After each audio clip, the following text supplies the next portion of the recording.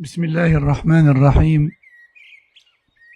إن الحمد لله نحمده ونستعينه ونستغفره ونعوذ بالله من شرور أنفسنا ومن سيئات أعمالنا. من يهده الله فلا مضل له ومن يضلل فلا هادي له، وأشهد أن لا إله إلا الله وحده لا شريك له، وأشهد أن محمدا عبده ورسوله صلى الله عليه وسلم. يا أيها الذين آمنوا اتقوا الله حق تقاته ولا تموتن إلا وأنتم مسلمون. يا أيها الناس اتقوا ربكم الذي خلقكم من نفس واحدة وخلق منها زوجها وبث منهما رجالا كثيرا ونساء، واتقوا الله الذي تساءلون به والأرحام إن الله كان عليكم رقيبا. يا أيها الذين آمنوا اتقوا الله وقولوا قولا سديدا يصلح لكم أعمالكم ويغفر لكم ذنوبكم، ومن يطع الله ورسوله فقد فاز فوزا عظيما. أما بعد، فإن أصدق الحديث كتاب الله، وخير الهدي هدي محمد صلى الله عليه وسلم، وشر الأمور محدثاتها، وكل محدثة بدعة، وكل بدعة ضلالة، وكل ضلالة في النار. أما بعد، أيها الإخوة والأخوات، أحييكم بتحية الإسلام. السلام عليكم ورحمة الله وبركاته. في الدرس الماضي كنا قد شرعنا في بيان أسماء أهل السنة، وقد ذكرنا اسم أهل السنة والجماعة، وأن سبب ذلك أن أهل الحق هم أهل السنة، وأهل الشيء هم أمسك الناس به وأعرف الناس به وأفضل الناس أخذا به وعملا به. فأهل السنة هم أعرف الناس بها وأعمل الناس بها وأمسك الناس بها، لا يتركون منها شيئا ولا يخالفون منها شيئا، لا سيما الأصول منها. والجماعة لأنهم مجتمعون على هذه السنة وهذا الحق. والسنة لا يمكن لأتباعها إلا أن يجتمعوا. السنة لا يمكن لأهلها إلا الاجتماع، وإن حصل بينهم أحيانا فتن وخلافات إلا أن أصول السنة تجمعهم في الحقيقة،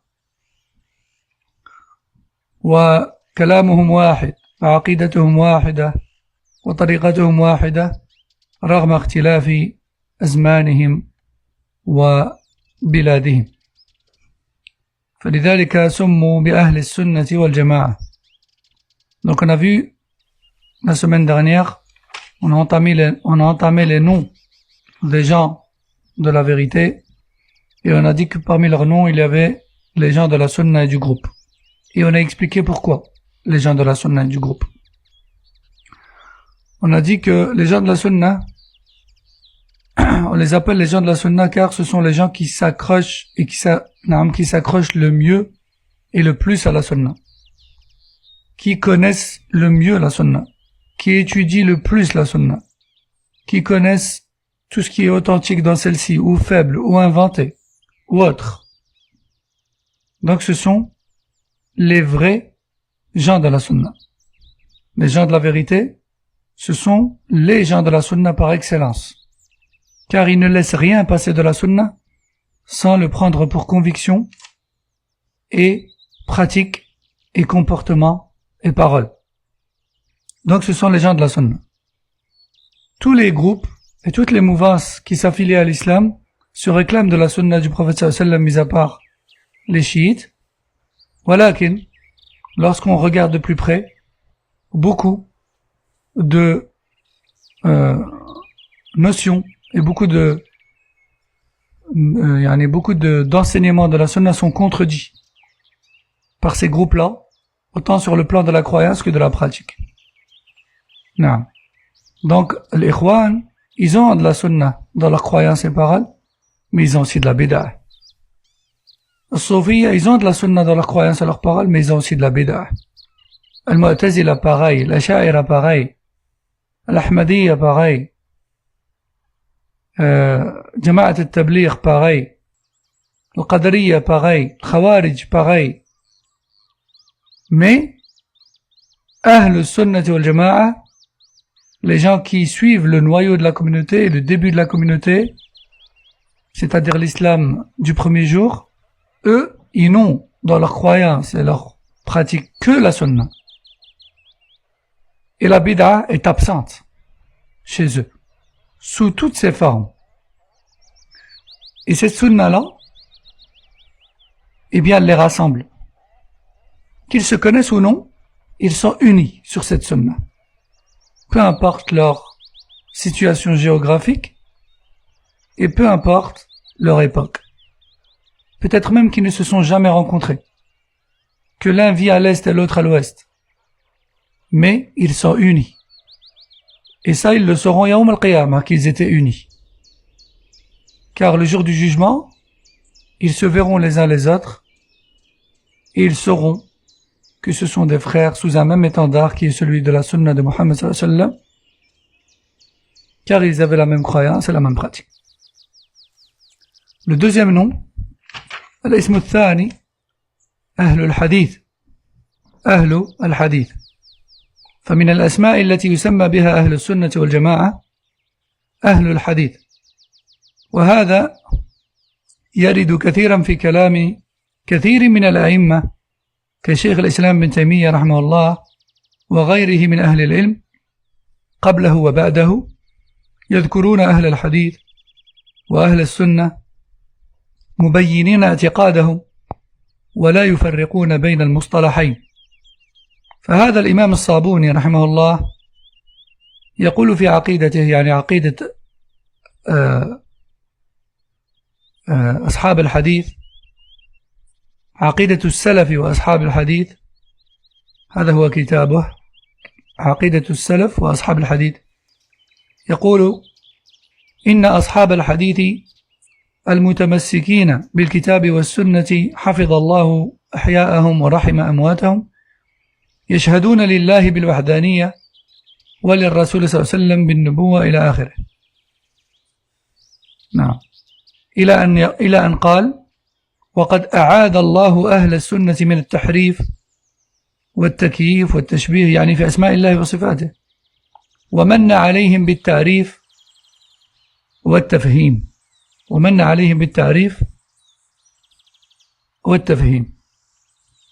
ويقول شيخ الإسلام ابن تيمية رحمه الله مذهب السلف وأهل الحديث والسنة والجماعة إلى آخره في كتابه درء تعارض العقل والنقل. فالمراد بأهل الحديث في كتب عقائد السلف هم أهل السنة.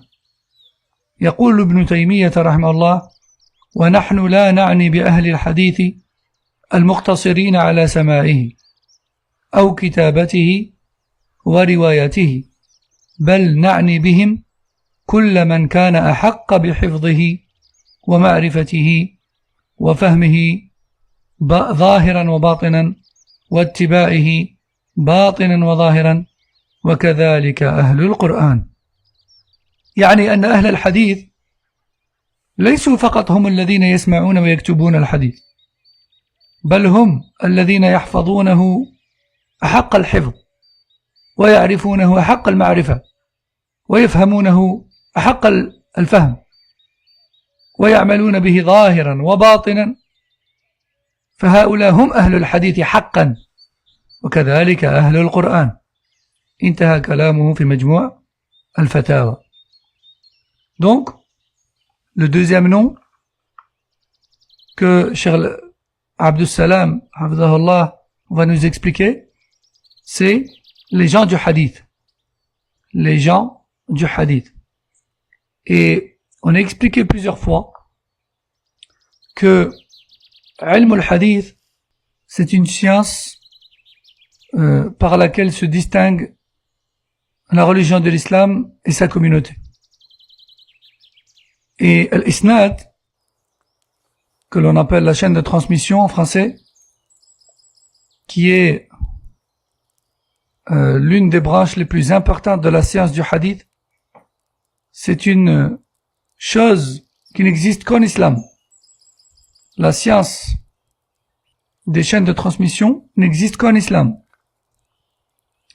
Et chaque hadith du prophète sallallahu alayhi wa sallam, chaque parole ou acte rapporté du prophète sallallahu alayhi wa sallam, chaque parole ou acte rapporté de ses compagnons, des tabi'in, des atba' tabi'in, eh bien, elle est retracée avec tous les rapporteurs de génération en génération, et chacun de ces rapporteurs trouve sa place dans les recueils des rapporteurs écrits par l'ulama à travers les époques, que l'on appelle Kutub al-Rijal, les livres des rapporteurs. Et dans ces livres, on trouve répertoriés par ordre alphabétique, parfois par ordre alphabétique et parfois par pays et région. Les rapporteurs de Bagdad, les rapporteurs de Médine, les rapporteurs de Dimashq, Damas, etc. Et parfois on les trouve par rapport aux époques, Tabaqa al-Oula, Thani, etc. Parfois on les trouve rangés par ordre alphabétique, etc. En fonction de la méthode employée par l'auteur du livre. Et parmi les grands savants qui ont écrit qui ont répertorié les rapporteurs, on a bien sûr Al-Hafid ibn Hajar, rahimahullah. Bien qu'il n'y a pas que lui, mais parmi les livres les plus connus sont les siens dans ce domaine.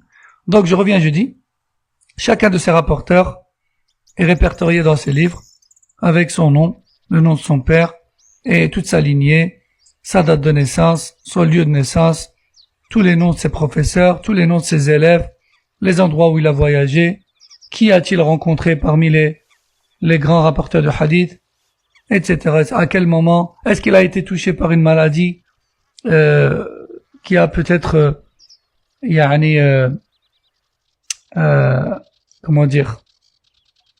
touché sa mémoire, est-ce qu'il a eu des troubles de mémoire, et à partir de quelle époque, et de ce fait quels sont les hadiths que l'on peut encore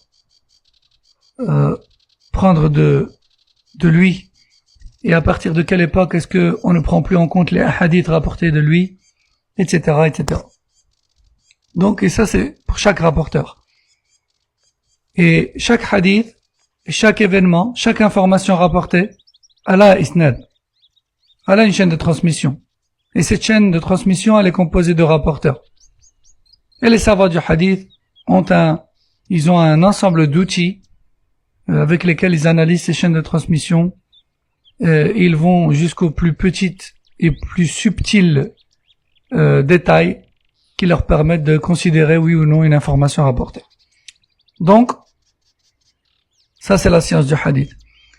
Mais les gens du hadith que l'on vise ici, c'est-à-dire les suiveurs de l'islam du premier jour, on les appelle les gens du hadith pas juste parce qu'ils étudient le hadith, pas que, mais aussi et surtout car ce sont ceux qui s'accrochent le plus à ce hadith et qui le prennent le plus en considération et qui le mettent le plus en pratique.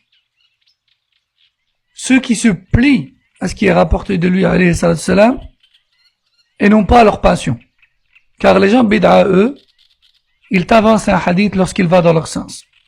Lorsqu'il va pas dans leur sens, ils le cachent.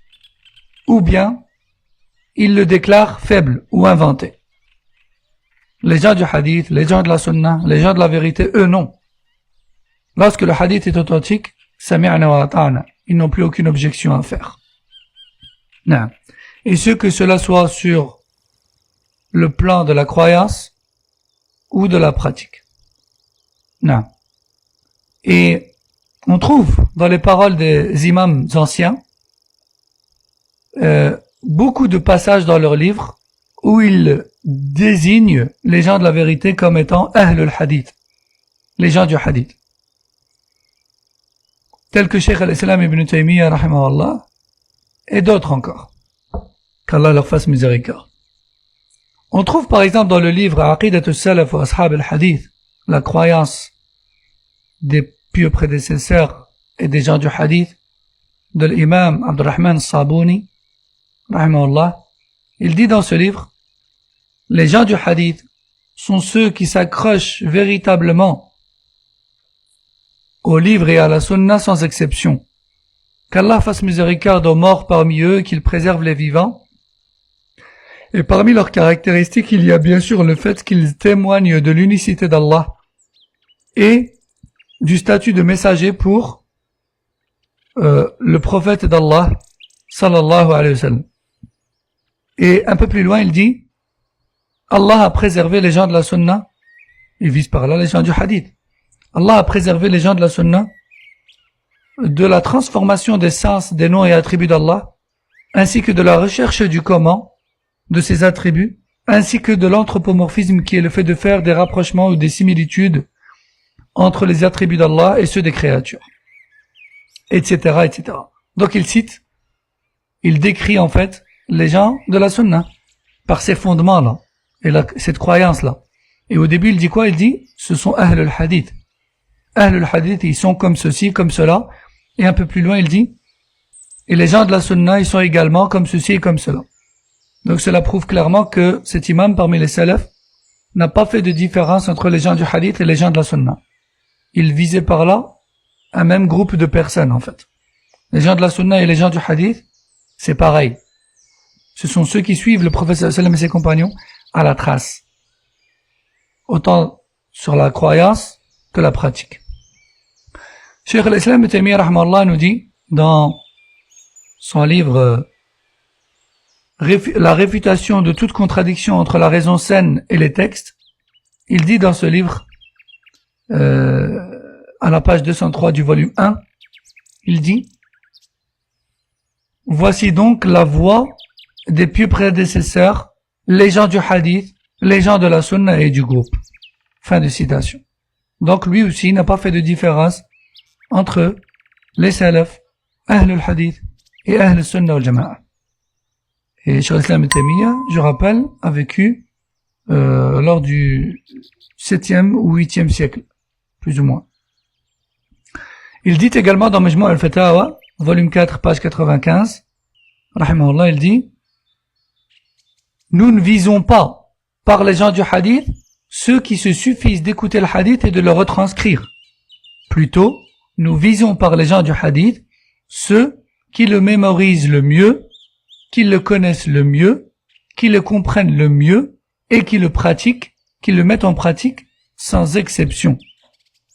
Ce sont eux les véritables gens du hadith et il en va de même pour les gens du Coran.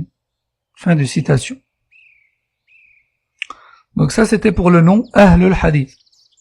Ahl al-Hadith. Thumma, ensuite il passe au troisième nom. Thalithan, al-Athariyya. أو أهل الأثر وهذا الاسم يطلقه كثير من أهل العلم ويريدون به أهل السنة والحديث. قال ابن أبي حاتم الرازي رحمه الله: مذهبنا واختيارنا اتباع رسول الله صلى الله عليه وسلم وأصحابه والتابعين والتمسك بمذهب أهل الأثر مثل أبي عبد الله أحمد بن حنبل رحمه الله. قال أو انظر ذلك في شرح أصول اعتقاد أهل السنة والجماعة للكائي. وقال أيضا يعني ابن أبي حاتم الرازي في موضع آخر من نفس الكتاب يعني وفي نفس الصفحة يقول: وعلامة أهل البدع الوقيعة في أهل الأثر، وعلامة الزنادقة تسميتهم أهل السنة حشوية، وعلامة القدرية تسميتهم أهل الأثر مجبرة، وعلامة المرجئة تسميتهم أهل السنة مخالفة ونقصانية. وعلامة الرافضة نعم وعلامة الرافضة تسميتهم أهل السنة ناصبة، تسميتهم أهل السنة ناصبة، ويقصدون بالناصبة هنا يعني أعداء أهل البيت، أعداء أهل البيت. وفي الحقيقة أهل السنة ليسوا أعداء لأهل البيت، وإنما يحبون أهل البيت وهم أولياء لأهل البيت، لكن هناك فرق بين محبتهم وعبادتهم. أهل السنة يحبون أهل البيت ويتبعونهم، وأما الرافضة فإنهم يعبدونهم والعياذ بالله. إذن في هذين القولين للإمام الرازي يسمي أهل الحق أثرية وأهل الأثر. نعم. وورد ذلك في كلام كثير من الآئمة مثل أبي نصر السجزي وابن تيمية والسفاريني وغيرهم من أهل العلم، وسموا بذلك نسبة إلى الأثر. وفي الاصطلاح الأثر مرادف للحديث. ومعنى الأثر كما يقول السفاريني أي الذين، معنى أهل الأثر، معنى أهل الأثر كما يقول السفاريني أي الذين إنما يأخذون عقيدتهم من المأثور عن الله في كتابه أو في سنة النبي صلى الله عليه وسلم، أو ما ثبت وصح عن السلف الصالح من الصحابة الكرام والتابعين لهم الفخام. انتهى. وهذا بمعنى أهل السنة في إطلاق السلف. Donc, le troisième nom, c'est Al-Athariya ou bien Ahl al-Athar, qui signifie les suiveurs des textes. Les suiveurs des textes rapportés du prophète sallallahu alayhi wa sallam, de ses compagnons et de leurs élèves et des élèves de leurs élèves avec chaîne de transmission authentique. Les gens des textes. D'accord? D'ailleurs, lorsque nous, gens de la Sunna, Inch'Allah, nous disons à une personne qui prétend une chose en religion, est-ce que tu as un texte? Est-ce que tu as une preuve? Il dit, ah, mais vous et vos textes, vous et vos textes, vous et vos preuves, vous et vos dalils, vous en avez pas marre? Eh bien, nous, on n'en a pas marre. C'est vous qui en avez marre des dalils. Comme Omar ibn al-Khattab radhiyallahu anhu a dit, أعيتهم الأحاديث أن يحفظوها. Omar ibn al-Khattab a dit, les gens de passion se sont sentis incapables de mémoriser les textes. Hein? Alors, ils se sont mis à avancer leur opinion à la place. Non. Donc, les gens des textes. Et ce nom, Ahl al-Athar ou bien al-Athariya, est utilisé par beaucoup de gens de science. Et ils visent par là les gens de la Sunna, ou bien les gens du Hadith. On trouve par exemple l'un des anciens imams, Ibn Abi Hatim al-Razi, qui dit « Notre voie en religion, c'est tout simplement le suivi du messager d'Allah sallallahu alayhi wa sallam et ses compagnons et leurs élèves, et de s'attacher à la voie des gens des textes, tels que l'imam Ahmed. » Fin de citation. Ce même imam, Ibn Abi Hatim al-Razi, dit aussi, parmi les signes des gens de la bid'a, c'est qu'ils se permettent d'insulter et de critiquer les gens des textes, Ahl al-Athar. Parmi les signes de Zanadiqa, ce sont ceux qui prétendent l'islam, mais qui en réalité leur croyance et leur pratique est remplie de mécréances majeures, connues par eux-mêmes, yani. Zanadiqa. Parmi les signes de Zanadiqa, c'est qu'ils surnomment les gens de la Sunna Hashawiyya. Hashawiyya, c'est-à-dire ils sont contre l'explication, contre le ta'wil des noms et attributs. Hein? En fait, les gens de la Sunna, nous, Inch'Allah, on n'est pas contre l'explication des noms et attributs d'Allah, des sens des noms et attributs d'Allah. On est contre la transformation du sens des noms et attributs d'Allah. Quand Allah nous dit dans le Coran, Yadullahi fawqa aydihim, la main d'Allah est au-dessus de leurs mains, qu'est-ce que ça veut dire pour nous ici la main? Eh bien la main pour nous, ça veut dire la main. Naam. Tout le monde sait ce que veut dire une main. Maintenant, est-ce que on va jusqu'à dire que cette main est semblable à la nôtre ou à quelconque autre créature? Bien sûr que non.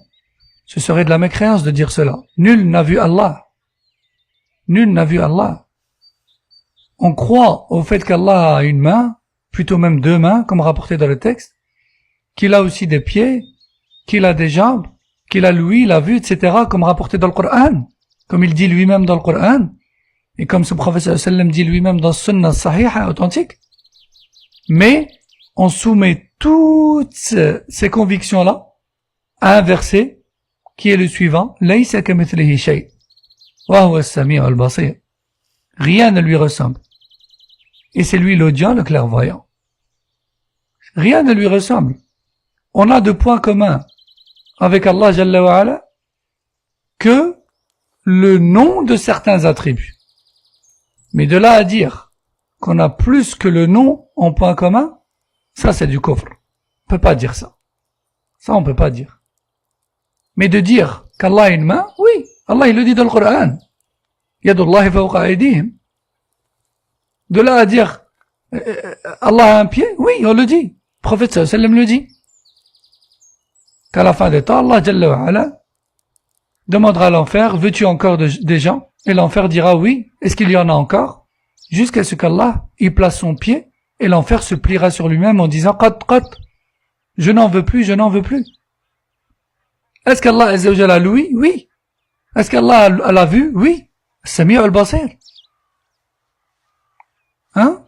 Est-ce qu'Allah se met en colère? Oui. Est-ce qu'Allah se réjouit? Oui. Est-ce qu'Allah Azza wa Jalla sourit? Oui. Est-ce qu'Allah se venge des injustes? Oui. Mais on soumet toutes ces convictions-là, ces affirmations-là, au verset qui dit « Rien ne lui ressemble ». Non. Donc, je reviens et je dis, Imam Razi ici, il dit quoi? Il dit parmi les signes de Zanadiqa, c'est qu'ils disent que les gens des textes, ce sont des hachawiyya.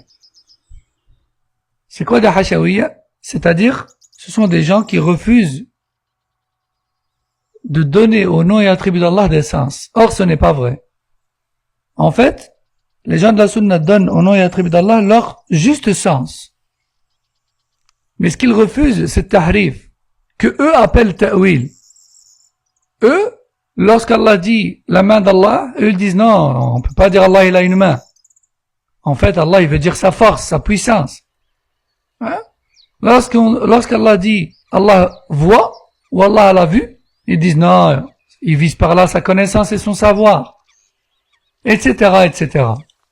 Donc, eux en fait, ils transforment les sens apparents des noms et attributs d'Allah sans preuve, sans dalil. Et ils appellent ça at-ta'wil. Ils appellent ça explication, exégèse. Mais pour nous, c'est pas du ta'wil, ça. Ça, c'est du tahrif. Ça, c'est de la transformation de sens. Et pour cela, eh bien, ils nous surnomment hachawiyya. C'est-à-dire des gens qui ne connaissent rien à rien et qui refusent at-ta'wil, qui refusent de donner au nom et attributs d'Allah des sens. Ce n'est pas vrai. Parmi les signes des gens de la bid'a, comme le Qadariyya, c'est qu'ils critiquent les gens des textes en disant que ce sont des personnes qui imposent à l'être humain le destin. Qui imposent à l'être humain le destin. Et ça aussi c'est faux.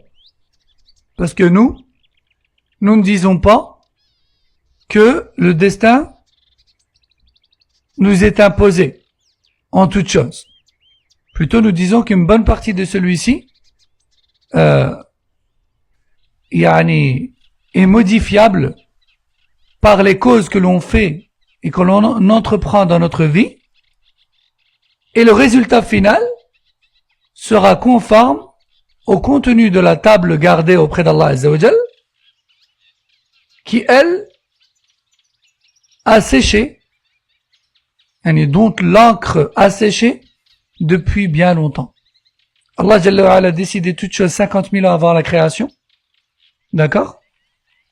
Et puis ensuite, chaque année, il donne un certain nombre d'informations lors de la nuit du destin aux anges qui nous accompagnent et qui écrivent nos actes et nos paroles. Mais les informations qu'il leur donne ne vont pas forcément toutes se produire comme transmises. Il se peut que suite à certains péchés pour lesquels on méritait jusque-là un châtiment, il se peut que l'on se repente.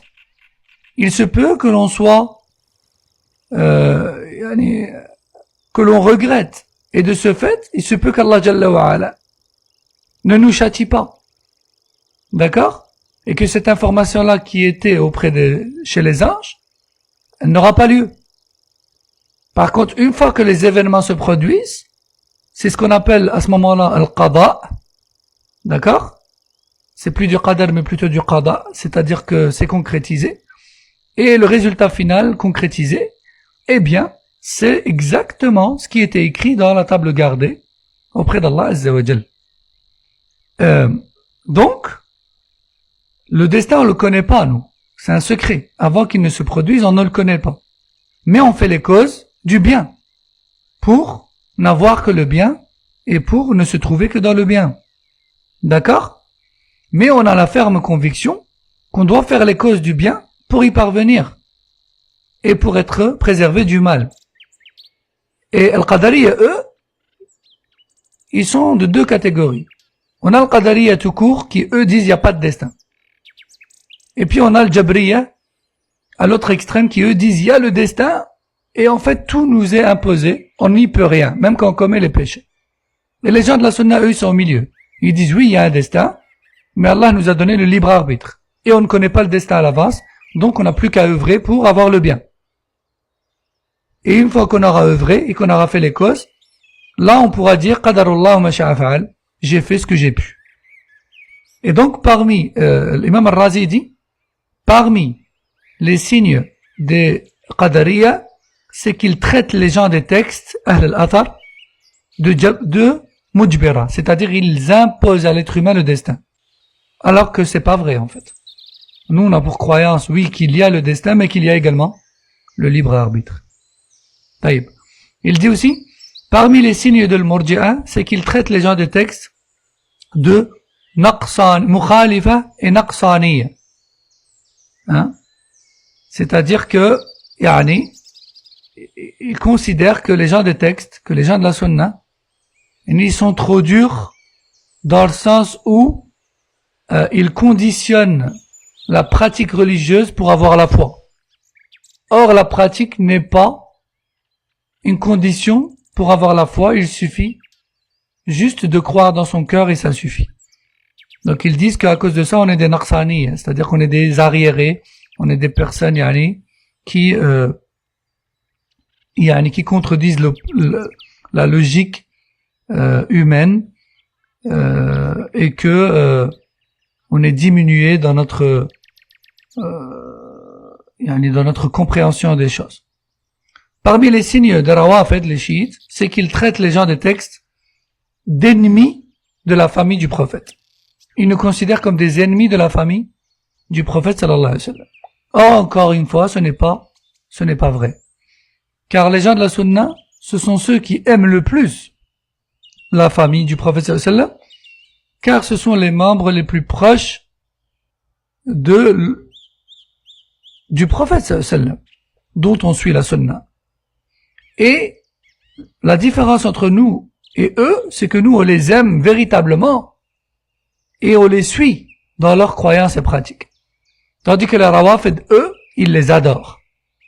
Il y a une grande différence entre le fait d'aimer la famille du prophète sallallahu alayhi wa sallam et entre le fait de les adorer. Ce qui a donné à la famille du prophète sallallahu alayhi wa sallam cette noblesse et ce rang, c'est leur adoration d'Allah et leur suivi du messager d'Allah sallallahu alayhi wa sallam en cela. Alors si on les aime véritablement et qu'on veut ne fût-ce que s'approcher de leur niveau, on doit les suivre et les imiter. Mais de là à les adorer, on les contredirait en fait. Car eux n'ont pas adoré d'êtres humains. Ils n'ont pas adoré le prophète sallallahu alayhi wa sallam ni autre parmi les créatures. Ils ont adoré Allah Jalla wa ala. Donc, sous prétexte que nous leur reprochons cela, ils nous traitent d'ennemis de la famille du prophète sallallahu alayhi wa sallam. C'est un peu comme Sophie, hein? Quand on les blâme pour leur adoration des tombes des vertueux, ils disent vous n'aimez pas les vertueux. Quand on les blâme pour leurs bid'ah comme le fait de prier sur le prophète sallallahu alayhi wa sallam en groupe, en chantant par exemple le jour du vendredi, ils disent vous aimez pas le prophète sallallahu alayhi wa sallam. Quand on les blâme pour la lecture du Coran en groupe, chose qui n'a pas été pratiquée par les premiers musulmans, ils disent vous n'aimez pas le Coran. Quand on les blâme pour le fait de faire le dhikr en groupe, Subhanallah walhamdulillah, etc. en groupe, car le prophète sallallahu alayhi wa sallam et ses compagnons ne l'ont pas fait, ils disent vous n'aimez pas le dhikr, etc., etc. Mais ça c'est trop facile. Seul tombe dans cette logique-là l'ignorant. Par contre, celui qui apprend sa religion et qui sait que ces choses-là, ce sont des adorations et que l'adoration doit absolument être numéro 1 pour Allah seul et numéro 2 conforme exactement à la pratique du prophète sallallahu alayhi wa sallam, à défaut de quoi elle est rejetée par Allah, eh bien, il ne tombe pas dans ce genre de piège. Taïb. Ensuite, Cheikh Abdel Suhaymi rahimahullah nous dit beaucoup d'imams anciens ont appelé les gens de la vérité par la dénomination Ahlul Athar ou bien Al-Athariya, les gens des textes. Parmi eux, l'imam Abu Nasr al-Sajazi, ou encore Cheikh al-Islam ibn Taymiyyah, ou encore l'imam al-Safarini, et d'autres encore. Ils visent par là les gens de la Sunna, les gens du Hadith. Point de différence pour eux entre tous ces noms. Naam. L'imam al-Safarini, rahimahullah, dit les gens des textes ne sont en réalité que ceux qui puisent leur croyance uniquement du Coran et de la Sunna authentique, ainsi que de ce qui est rapporté authentiquement des compagnons et leurs élèves, et rien d'autre. Les gens des textes sont ceux dont la croyance n'est puisée que dans le Coran, les hadiths authentiques et les paroles rapportées authentiquement des élèves, des compagnons. Qu'Allah les agrée et leur fasse miséricorde. Et ça, c'est encore une fois les gens de la Sunna en fait. Donc on voit bien que quand il disait gens de la Sunna et du groupe, gens de la Sunna, gens du Hadith, gens des textes, en fait il visait toujours le même type de personnes. قال المؤلف رحمه الله حفظه الله رابعا الفرقة الناجية رابعا الفرقة الناجية قال أي الناجية من النار حيث استثناها النبي صلى الله عليه وسلم لما ذكر لما ذكر الفرق وقال كلها في النار إلا واحدة يعني ليست في النار أخذا من قوله صلى الله عليه وسلم في حديث الافتراق وإن أمتي ستفترق على 73 فرقة كلها في النار إلا واحدة وهي الجماعة وفي رواية ما أنا عليه وأصحابي. قال الشيخ حافظ حكمي في معارج القبول قال رحمه الله وقد أخبر الصادق المصدوق أن الفرقة الناجية هم من كان على مثل ما كان عليه هو وأصحابه صلى الله عليه وسلم ورضي الله عنهم. Donc le troisième nom, c'est quoi? C'est le firqatun najiyah, le groupe sauvé. Sauvé de quoi? Sauvé du feu yawm al-qiyamah. Et ce nom est tiré de la parole du prophète sallallahu alayhi wa sallam. Ma communauté se divise, les chrétiens se sont divisés en 71 mouvances et fractions. Les juifs se sont divisés en 71 fractions, les chrétiens en 72, et ma communauté se divisera en 73 fractions. Toutes mériteront l'enfer, sauf une seule. Sauf une seule. Laquelle, ô messager d'Allah? Ceux qui seront exactement sur ma voie et celle de mes compagnons. Et dans une autre version, dans une autre tournure de ce même hadith, il dit Non, dans une autre tournure, il dit le groupe. Le groupe, c'est-à-dire le noyau, ceux qui sont restés sur la première ligne, ceux qui sont restés sur la religion d'origine. Non. Un des grands savants de l'islam, qui est Hafid Hakami, rahimahullah, dit dans son livre, dans le domaine de la croyance, Ma'arij al-Qaboul, il dit, le prophète sallallahu alayhi wa sallam, le véridique, celui à qui, ou celui qui a été chargé de transmettre la vérité, nous a clairement informé que le groupe sauvé ne sont autres, que le groupe sauvé n'est autre que celui qui suit à la trace le prophète sallallahu alayhi wa sallam et ses compagnons. Fin de citation. Et ce hadith, parfois, il peut être avancé par l'ikhwan, par Sophie et par d'autres. Et ils peuvent parfois le tourner à leur manière en disant, eh bien, regardez, nous suivons le prophète sallallahu alayhi wa sallam et ses compagnons. Taïb, mais qu'est-ce que ça veut dire suivre le prophète sallallahu alayhi wa sallam et ses compagnons? Ça veut dire tout d'abord les suivre dans les choses qui n'ont pas fait l'objet de divergences entre eux. Commence déjà par tout ce sur quoi ils étaient unanimes. Allah est élevé au-dessus du trône, au-dessus des cieux, au-dessus de la création. Il n'est pas partout. Et encore moins, il n'est pas partout comme le disent les Sophia. Et encore moins nulle part comme le disent les Ash'aira. Sur ça, les compagnons étaient unanimes. Alors c'est bien de dire on suit le prophète et ses compagnons. Mais est-ce que tu les suis dans ce fondement? Réponse, non. Taïb, un autre exemple. Les compagnons du prophète sallallahu alayhi wa sallam et leurs élèves tabi'in étaient unanimes sur l'interdiction formelle de se soulever contre un gouverneur musulman car cela mènerait à un mal encore plus grand. Ils étaient unanimes là-dessus. Ils ont subi beaucoup de préjudices à l'époque. Ils ne se sont jamais soulevés. Rien n'est rapporté là-dessus, plutôt le contraire. Est-ce que le Khawarij disent cela? Ils appliquent cela? Est-ce que les Ikhwan appliquent cela? Hein? La réponse est non. Alors est-ce que vous suivez le prophète sallallahu alayhi wa sallam et ses compagnons? Bien sûr que non. Prenons un autre exemple. Le prophète sallallahu alayhi wa sallam et ses compagnons, plutôt les compagnons du prophète sallallahu alayhi wa sallam et leurs élèves, étaient unanimes sur le fait qu'il est tout à fait légiféré de passer les mains humides sur les chaussons ou les chaussettes ou autres lors des ablutions si on les a enfilés en état d'ablution. Il n'y a pas de divergence là-dessus. Hein? Combien de personnes se permettent de dire « Ouais mais non, aujourd'hui on a de l'eau chaude alors enlevons les chaussettes et il faut enlever les chaussettes et laver. Ouais mais non, j'ai pas l'impression que j'ai fait mes ablutions comme ça. Ouais mais non, après tes chaussettes elles vont sentir mauvais. Ouais mais non ceci, ouais mais non cela. » Tout pour au final rejeter cette sunna.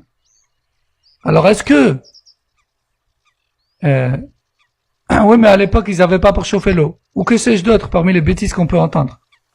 Alors est-ce que cette personne s'est pliée à la pratique du prophète sallallahu alayhi wa sallam et ses compagnons? Bien sûr que non.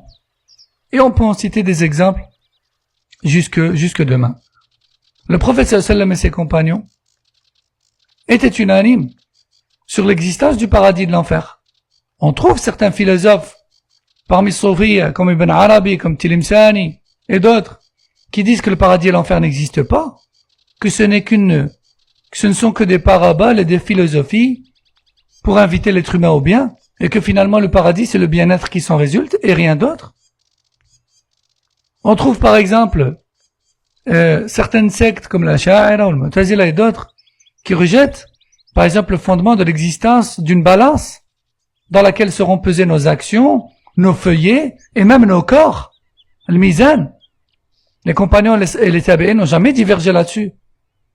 On trouve des gens aujourd'hui comme le Mu'tazila et d'autres qui rejettent l'existence de cette balance Yawm al-Qiyamah alors que ça a fait l'objet de l'unanimité entre les compagnons et les tabi'in.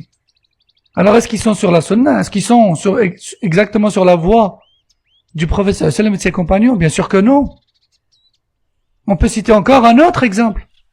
As-Sirat, le pont dressé sur l'enfer. On peut citer un autre exemple, le bassin du prophète sallallahu alayhi wa sallam. etc., etc., etc. Et à chaque fondement, à chaque point sur lequel les compagnons et les tabéines étaient unanimes, on va trouver une secte parmi les 73 qui contredit celle-ci, Donc, quand une personne parmi les prêcheurs de l'égarement vous dit « Oui, d'accord, bon, allez, d'accord », ce sur quoi était le prophète et ses compagnons, « Ah bien, nous, on suit l'islam, on suit le Coran, on suit la sunna, il n'y a pas de problème. » Oui, mais attendez, c'est quoi la sunna pour vous?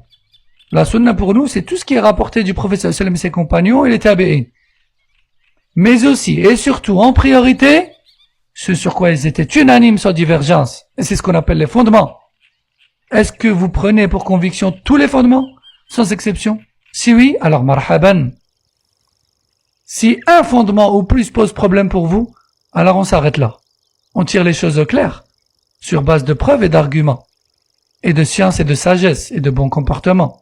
Si on tombe d'accord, tabarakallah. Si on tombe pas d'accord, lakum manhajukum waliya manhaji. Vous avez votre voix et j'ai la mienne. Mais on n'est pas sur la même longueur d'onde. On est sur la sunna tous les deux. Si on prend son sens général, c'est-à-dire qu'on n'est pas chiite, mais on n'est pas sur la sunna tous les deux, si on vise par là la sunna particulière qui est le rejet de toute bid'ah et de toute contradiction à l'islam du premier jour. Naam. الاسم الخامس الطائفة المنصورة وهي التسمية وهذه التسمية مأخوذة من قوله صلى الله عليه وسلم في حديث المغيرة ابن شعبة رضي الله عنه قال صلى الله عليه وسلم لا تزال طائفة من أمتي ظاهرين حتى يأتيهم أمر الله وهم ظاهرون. نعم. وقد أخطأ من فرق بين الطائفة المنصورة والطائفة الناجية وإنما هما شيء واحد. Donc parmi les noms des gens de la sunna, il y a aussi le groupe victorieux. Donc juste avant, c'était le groupe sauvé du feu. Parce que le prophète sallallahu alayhi wa sallam l'a dit, tous mériteront l'enfer sauf une, d'accord? Ici, c'est le groupe victorieux. Victorieux. C'est-à-dire que les gens de la sunna, même s'ils passent à travers les époques par des périodes de faiblesse et de minorité, sauf que Allah Jalla wa Ala a promis à ce groupe, par le biais de son prophète sallallahu alayhi wa sallam, de les faire triompher tôt ou tard et de les garder bien visibles jusqu'à la fin des temps, où ils domineront d'ailleurs. Le prophète sallallahu alayhi wa sallam dit dans un hadith rapporté par le Mughira ibn Shu'bah, il dit, il restera toujours un petit groupe, un petit groupe parmi ma communauté, victorieux et dominant, et ils le resteront jusqu'à ce que l'ordre d'Allah ne survienne. Fin du hadith. Et certaines personnes se permettent de faire une différence entre le groupe sauvé et le groupe victorieux. Or, il n'y a aucune différence entre les deux. C'est juste qu'on les a appelés par un nom différent qui fait référence à une caractéristique différente qui leur revient aussi. Mais sinon c'est le même groupe. Hein? Si toi par exemple tu es grand de taille et que tu es chevelu, eh bien je peux très bien t'appeler le grand de taille et je peux aussi t'appeler le chevelu. Et si je dis le grand de taille est venu et que juste après je dis le chevelu est reparti, ça veut pas dire que j'ai parlé de deux personnes différentes. J'ai visé la même personne ici, c'est pareil. Le prophète sallallahu alayhi wa sallam a décrit les gens de la sunna comme étant le groupe sauvé, et il les a décrits aussi comme étant le groupe victorieux. Il n'y a pas de différence entre les deux. C'est juste qu'il a fait référence à deux de leurs caractéristiques. Enfin, le dernier nom qu'on va voir dans ce chapitre, سادسا السلفية والسلفيون نسبة للسلف والسلف في اللغة جمع سالف والسالف هو المتقدم والسلف هم الجماعة المتقدمون ومنه قوله عز وجل فجعلناهم سلفا ومثلا للآخرين. قال الإمام البغوي رحمه الله في تفسيرها والسلف هم من تقدم من الآباء فجعلناهم متقدمين ليتعظ بهم الآخرون. وقال ابن الأثير: سلف الإنسان من تقدمه بالموت من آبائه وذوي قرابته، ولهذا سمي الصدر الأول من التابعين السلف الصالح. انتهى. هذا في اللغة، كل هذا في اللغة. السلف هم من سلفك، من تقدمك. وأما في الاصطلاح يعني في الشرع، فالمقصود بالسلف الصالح هم أهل القرون الثلاثة الأولى المفضلة، وهم الذين نحن نتبع منهجهم وعقيدتهم، ومنهجهم وعقيدتهم ومن هم وما أبرز صفاتهم، فهذا ما سنعرفه في الفصل الذي بعده إن شاء الله تعالى. Donc le dernier nom qu'on va citer ici c'est Salafiyya, ou dire la mouvance Salafi, ou encore Salafiyoun, les Salafis. D'accord, qu'on a tendance à appeler à notre époque les salafistes, même si j'aime pas trop le iste, hein, en fin de mot, parce que ça laisse entendre, ça laisse entendre comme une imposition de leur part aux autres par la force, hein. Bien sûr, oui, on a pour croyance que l'être humain n'est pas libre, qu'il existe pour adorer Allah, il existe pour suivre l'islam et se soumettre à son créateur, il existe pour suivre salaf, rahimahumullah, et que donc oui, il doit théoriquement être salafi. Oui, dans le sens là, oui. Mais de là à prétendre que l'on impose aux gens par la force d'être salafi, non. La ikraha fi ad-din, qad tabayyana ar-rushd min al-ghayy, faman yakfur bit-taghut wa yu'min billah faqad istamsaka bil-'urwati al-wuthqa la infisama laha. D'accord? Point de contrainte en religion. Quiconque, désormais, rejette les fausses divinités et se soumet totalement à Allah seul, alors il aura saisi l'anse la plus solide, qui ne se brise jamais. Qui ne se brise jamais. Et cette lance la plus solide, c'est la soumission à Allah. C'est l'adoration d'Allah seul, en mettant en application la dernière législation révélée par celui-ci, qui est celle de Muhammad sallallahu alayhi wa sallam, c'est-à-dire la sunna. C'est-à-dire la sunna. Et la sunna, c'est salafiyya, comme on l'explique et comme on le dit depuis le début des cours. Donc oui, l'être humain doit être salafi, mais de là à prétendre que nous, on impose aux gens par la force d'être salafi, c'est faux. C'est pas vrai. Et puis de toute manière, combien même on imposerait aux gens par la force, leur islam et leur salafiyya ne sera pas accepté d'Allah. Parce que l'une des conditions de validité de la soumission et l'adoration et la foi, c'est la sincérité envers Allah Azza wa Jal. Si on n'est pas sincère, ça n'a aucune validité. Donc c'est stupide de prétendre qu'on est des istes, qu'on est des gens qui imposent aux autres.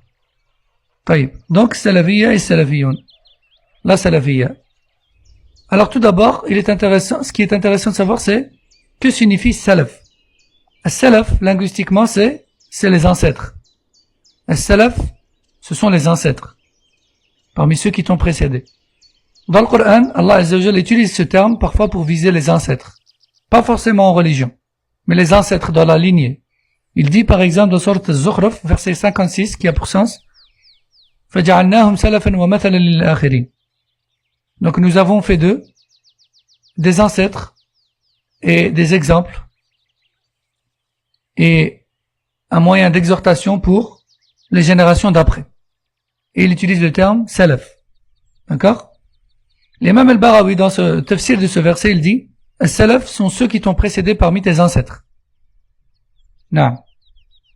Donc, Naam, Ibn al-Athir, il dit aussi les salaf de l'être humain, ce sont ceux qui l'ont précédé par la mort, parmi ses proches et ses pères. Et c'est pour cela que les premiers de la communauté musulmane ont été surnommés as-salaf as-salih, les pieux prédécesseurs. Pas juste les prédécesseurs, mais aussi surtout les pieux prédécesseurs. On ne suit pas en tant que musulman tous les prédécesseurs. On suit les pieux parmi les prédécesseurs. Donc ça, c'est linguistiquement parlant. D'accord? Linguistiquement parlant, as-salaf, c'est les ancêtres. Maintenant, religieusement parlant, as-salaf, c'est qui? Ce sont les 3 premières générations de l'islam. Sahaba, leurs élèves et les élèves de leurs élèves, qu'on appelle les tabi'in et atba' tabi'in. Et justement, qui sont les plus prédécesseurs exactement? C'est quoi leur voie? C'est quoi leur croyance? C'est quoi leurs caractéristiques? Ça, c'est ce qu'on va voir, Inch'Allah, dans les prochains cours, bi'idhnillahi ta'ala. Et on va s'arrêter ici, Inch'Allah. Subhanakallahumma bihamdik. Ashhadu an la ilaha illa ant. Astaghfiruka wa atubu ilayk. Sallallahu wa sallam ala nabiyyina Muhammad wa ala alihi wa sahbihi ajma'in. Wa assalamu alaykum wa rahmatullahi wa barakatuh.